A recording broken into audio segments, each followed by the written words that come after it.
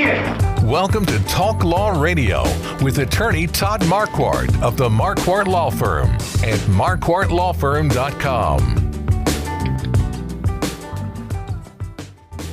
Okay. Hey, we're back. So let's talk about that question that you were answering before. How do you help someone plan for retirement? Oh, yeah. That was a great question. And there's, yeah. So that made me so happy because you're also, we're going to run out of time, I know, but you're also a very experienced podcaster. Yeah. And so when you said my question was decent, I was so complimented. Thank you. Well, it hits both ends of the spectrum. You know, somebody just starting out with, making a good living, they have one of two mindsets in my experience. They either want to blow their money or they want to keep as much of their money that they earn. And I want to work with those people that want to keep as much money that they can by saving and investing wisely with as much money as they earn. What I have found is that if someone has a bad relationship with money, whether it was, watching their parents squander their wealth or squander their earnings or whatever, sometimes that can lead over into the child's adult life. And then that is how they perpetuate that cycle of kind of staying behind the eight ball or not managing their debt properly or just not managing their cash flow properly.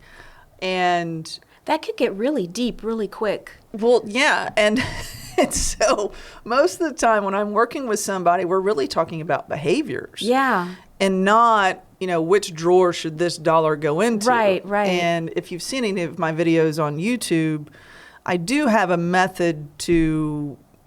philosophy on money. And I try to illustrate that with... I have been consuming your content. Thank you. And I'm loving it. Thanks. So I have some videos that illustrate my philosophy, and I also use an economic model. It's a piece of software to where we basically analyze and we place money on this economic model, and we basically test the strategy to see if that makes the client happy with the outcome of where they're putting their money. Okay. And then it takes the pressure off you a little bit. You don't have to be giving them the hard, you can just say, look, here are the facts. Here's what, we ran the data. Right. Here's where you're headed. Right. But sometimes, Shannon, some people can't see the forest for the trees. And so they're like, why am I having to pay so much in tax when I do retire? And it's because you haven't paid tax on that money yet. So they're looking at their 401ks and their IRAs and their Roths and all of that. They don't, a Roth is tax-free, but they're looking at their IRAs and their 401ks and they're saying, why am I hit with such a huge tax burden during retirement? Okay. And it's because you're paying ordinary income tax. You're not paying capital gains, and you're not paying the tax now, and you're probably going to be paying tax rates at some marginal tax level that you don't know what it is. And people are receptive when you tell them the facts? They're receptive to the facts that I'm sharing because it's black and white. You really can't argue with facts. And so it gets people to realize that you just need to save more money. And so saving money is not investing. Saving money is saving money. That the dollar that you have today is the dollar that you're going to have tomorrow. And hopefully we can put it in to some instruments and some vehicles that actually help that money grow, guaranteed. The investment side, I believe that you have two sides of your financial life. You have the investment side, which is 100% risk. I don't care what anybody says. Every dollar that goes into the stock market, it is at risk. Now, there's a risk on and there's a risk off cycle in an environment, and we can get into that later.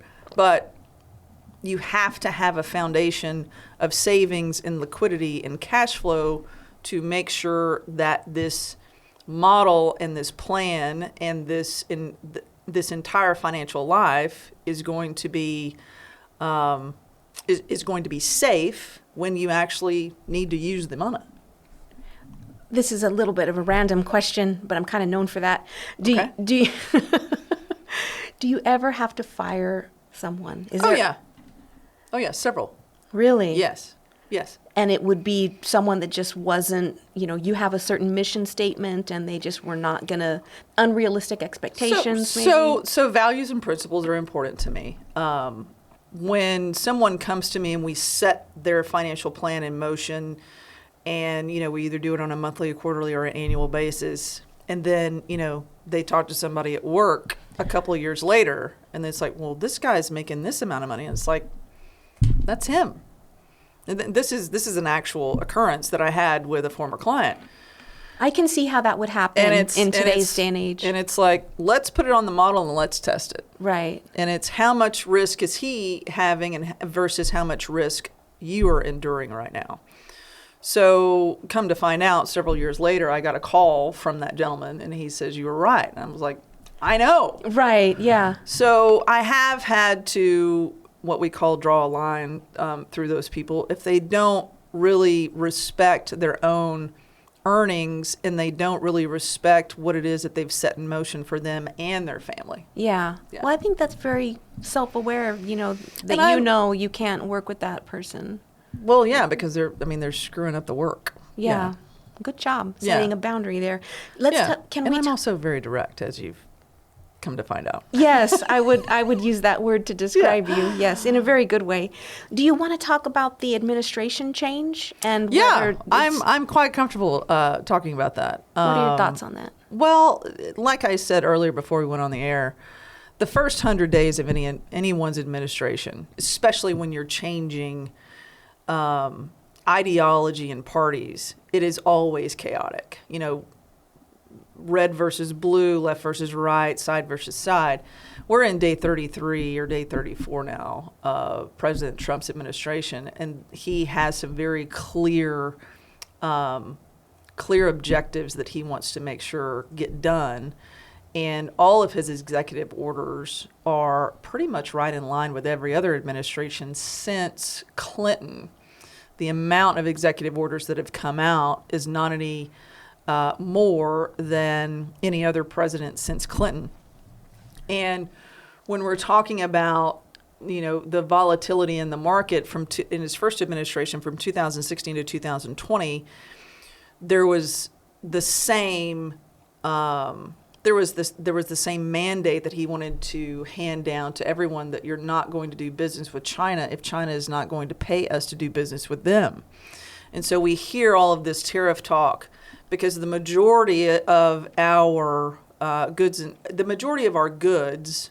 are coming from China. And just like earlier this week, Walmart took a little tank after earnings, because where does most of Walmart's products come from? China. And so when we're dealing with tariffs, the only reason that Walmart's earnings took a hit earlier this week is because they did not provide any positive outlook on their forward guidance. They beat earnings, they beat top and bottom line revenue, but in their earnings call, they actually said the words, "We don't know what is going to happen."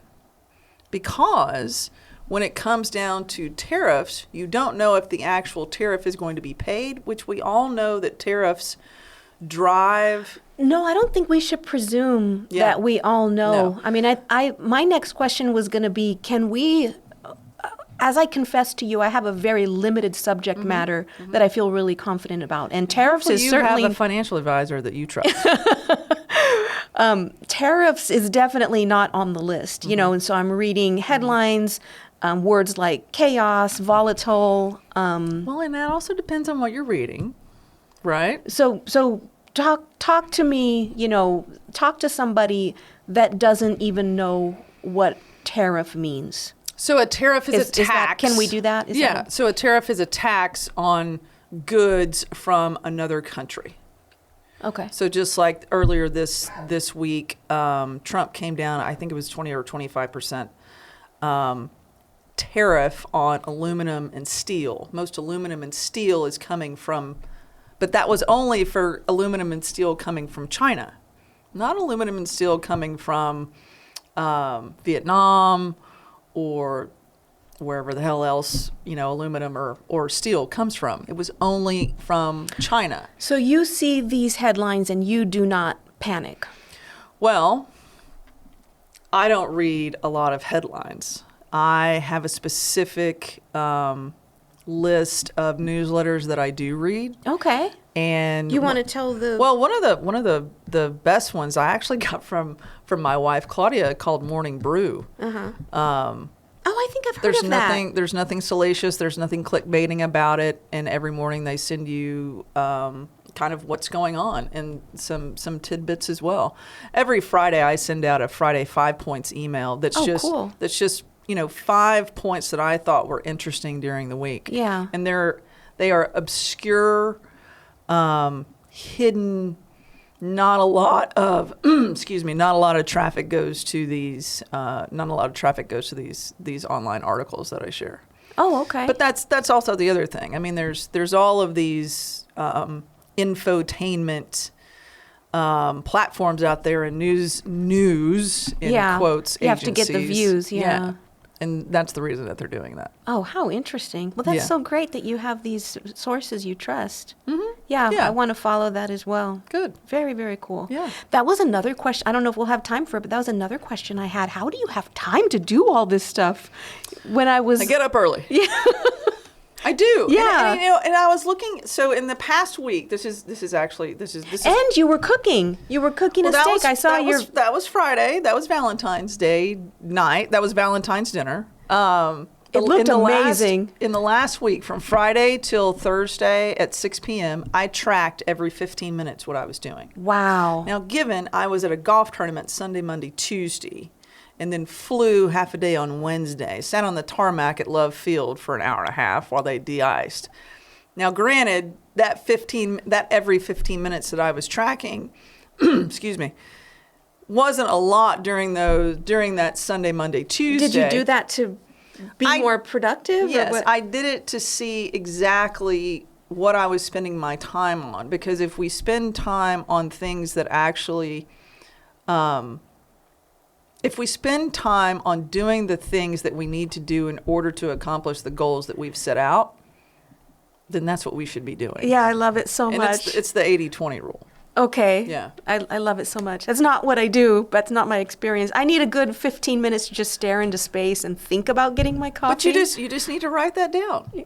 I think we're wrapping up here. But okay. Next segment, we're going to talk about the sinners and saints. And I was going to talk about that case, the one Charlie Javis. Yeah, bless her heart. Yeah, I know, bless her heart. That's such a Texan thing of us to say, isn't it? It's very condescending. Well, I do feel really bad for her and anyone that she allegedly defrauded. Well, it's not a conviction. Allegedly. Yeah, okay. So you have to. Interesting. Definitely allegedly. Mm-hmm. She has not been convicted, and you don't have she looks like a lovely woman. Oh, there we go. There we go.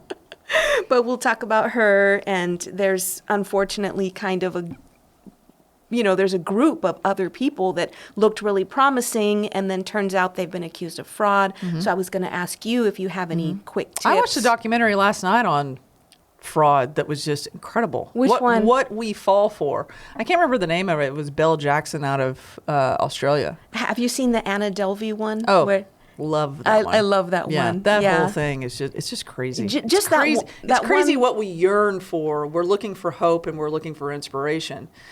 And these people have figured out a way to convince us that that is real. And I'm sorry. Nothing.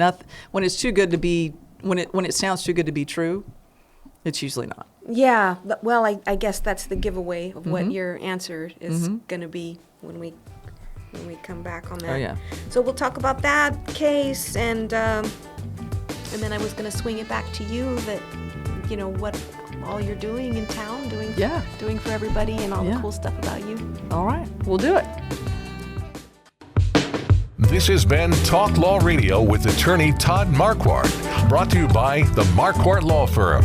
You can learn more at marquardtlawfirm.com. And be sure to listen to the full Talk Law Radio show Saturday mornings at 11 on 9:30 a.m. The Answer.